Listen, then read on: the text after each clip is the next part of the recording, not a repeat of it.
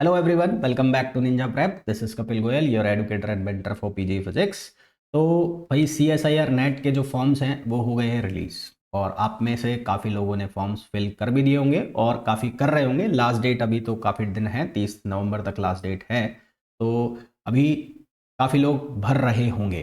तो जो भी लोग सीएसआईआर नेट के फॉर्म फिल कर रहे हैं, जो दिसंबर 2023 वाला नेट का एग्ज़ाम देने वाले हैं, तो सभी लोगों के दिमाग में एक क्वेश्चन ज़रूर होगा कि अब हमें पी वाई क्यूज सॉल्व करने चाहिए। तो कितने साल के पी वाई क्यूज सॉल्व करने चाहिए, कितने ईयर्स के पी वाई क्यूज सॉल्व करने चाहिए, पी वाई क्यूज सॉल्व करने की टेक्निक क्या होनी चाहिए, क्या सिर्फ पी वाई क्यू सॉल्व करें और C S I R NET के पी वाई क्यूज से हमारा काम चल जाएगा, या हमें गेट की पी वाई क्यूज भी करने चाहिए। तो ऐसे बहुत सारे क्वेश्चंस आप लोगों के दिमाग में होंगे जिनका जवाब मैं इस वीडियो के माध्यम से आप लोगों को देने वाला हूं।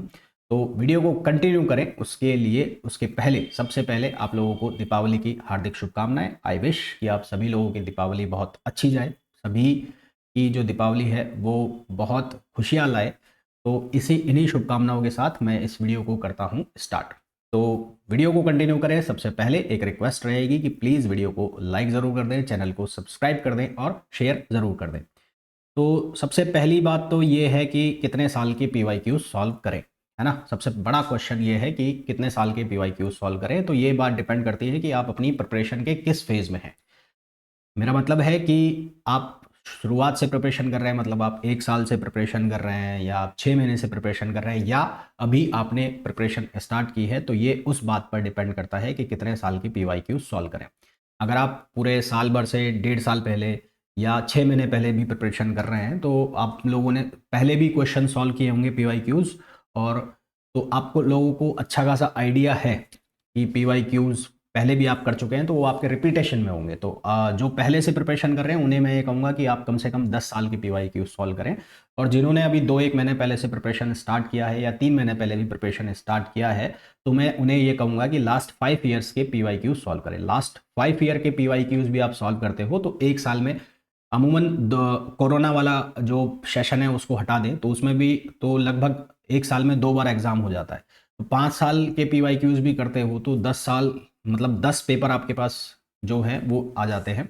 तो वो पी वाई काफ़ी इनफ मटेरियल आपके पास हो जाता है उन पी वाई क्यूज को सॉल्व करने के लिए।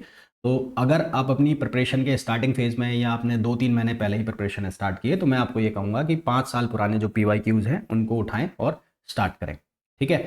अब पी वाई क्यूज जब आप सॉल्व करेंगे तो उसमें सबसे पहले आपको जो पी वाई क्यूज सॉल्व करना है, मैंने आपको एक प्रीवियस वीडियो में बताया था कि आपको सेलेक्ट कर लेना है अपने वो बेस्ट सब्जेक्ट्स जो प्रीवियस ईयर पेपर एनालिसिस के बेस पर आप सेलेक्ट कर लेंगे जहाँ से ज़्यादा क्वेश्चंस आते हैं।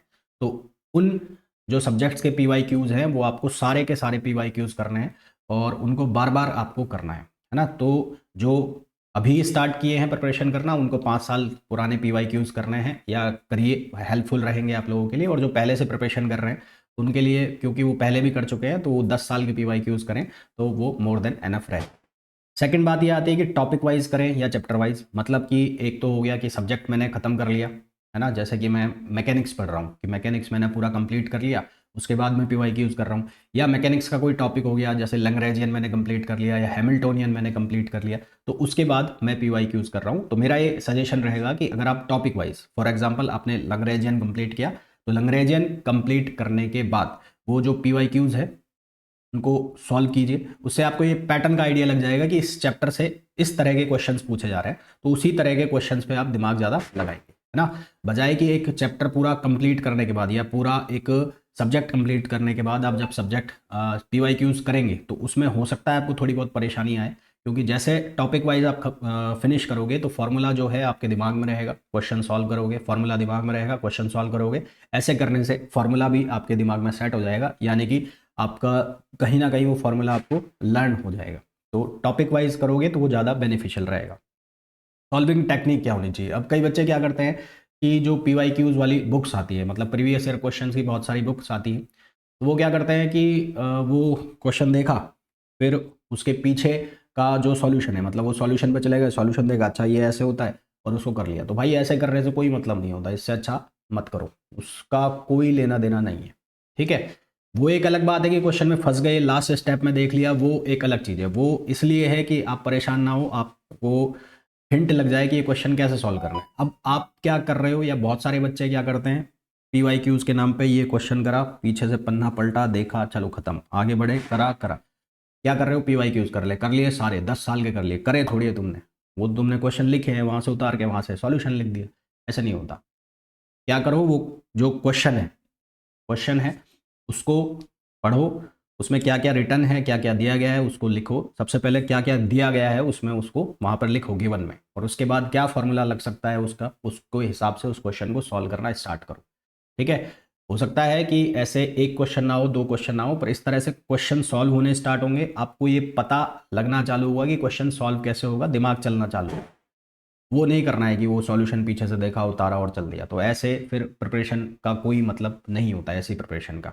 और बेस्ट तरीका ये है कि अगर आपकी प्रिपरेशन मतलब आपने बहुत पुराने टाइम से, 1 साल से या 1.5 साल से प्रिपरेशन कर रहे हो, 1 साल से कर रहे हो, तो उस टेक्निक उसके लिए मैं ये कहूँगा कि वो आप वो पूरा का पूरा पेपर सामने रखो।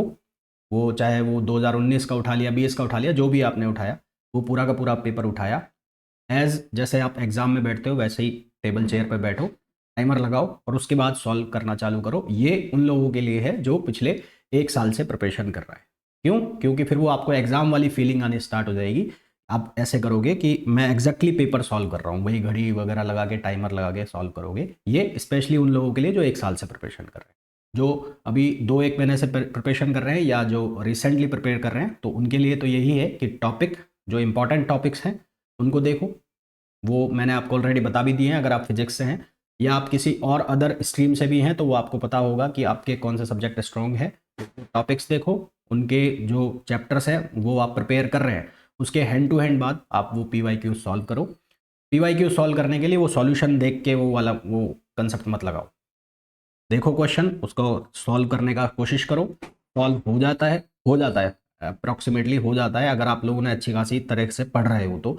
जो उसका कंसेप्ट है तो वो हो जाएगा। 10 में से हो सकता है कि आपसे 5 क्वेश्चन हो जाए, 5 ना हो, तो 5 के भी सॉल्यूशन में आप कहीं ना कहीं अटकोगे। पर वो मत करना कि वो पूरा उठा के टेप रहे हो, पूरा उठा के टापने में लग रहे हो, तो वो मत करना। कितनी बार पी वाई क्यू सॉल्व करने हैं, तो जो लोग पिछले साल भर से 6 महीने से प्रिपरेशन कर रहे हैं, उन्होंने पहले भी पी वाई क्यू सॉल्व किए होंगे। तो मैं उन्हें ये कहूँगा कि अभी उनको बस पी वाई क्यूज ही सॉल्व करने हैं, उनको देखते जाओ। उससे आपको पूरा पूरा एग्जाम पैटर्न का एनालिसिस हो जाएगा। एग्जाम मोस्टली रिपीट करता है अपने पैटर्न को, मतलब कि जो जिस तरह के क्वेश्चंस पहले पूछे जा रहे थे उसी के आसपास के क्वेश्चन पूछे जाते हैं। पिछले बार के क्वेश्चन में हो सकता है एक्स वाई गिवन हो, जेड पूछ लिया हो। इस बार हो सकता है जेड वाई गिवन होगा, एक्स पूछ लेंगे, तो वो क्वेश्चन उसी के आसपास घूमते हैं। और जो अभी 2-1 महीने से पहले से प्रिपरेशन कर रहे हैं, तो उनको क्या करना है, एक बार तो जो आपके इंपॉर्टेंट सब्जेक्ट हैं उनके पी वाई क्यू सारे निकालने हैं। उसके बाद इंपॉर्टेंट सब्जेक्ट में से भी इंपॉर्टेंट टॉपिक जो हैं उसके जो पी वाई क्यूज़ हैं उनको रिपीट कर दो बार बार। कम से कम 2 से 3 बार तो आपको करने ही करने हैं इन 50 दिनों में।